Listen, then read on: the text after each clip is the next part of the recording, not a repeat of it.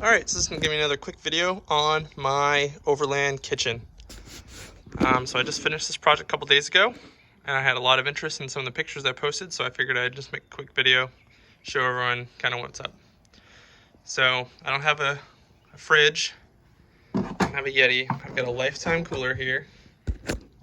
Works really well, I like it. So there's just enough room for it to open and close here. See? It's pretty tight. I really wanted to make the most use of the space that I had. So these are 28-inch drawer slides. I just got these ones right off eBay. They're pretty cheap. The cooler slide does sit actually on the edge of the bed, which helps take some of the weight off.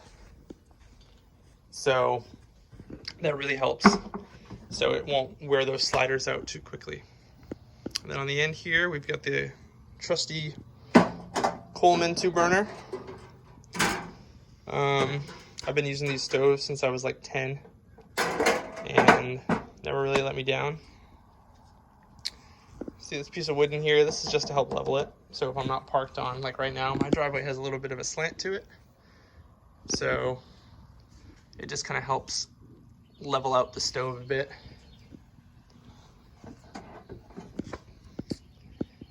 When it's time to put it away, can't really do it with one hand, but locks in. I'm gonna take it out, pull it out, and it locks out. So both of them lock in the in and out positions, which is really nice, really helpful.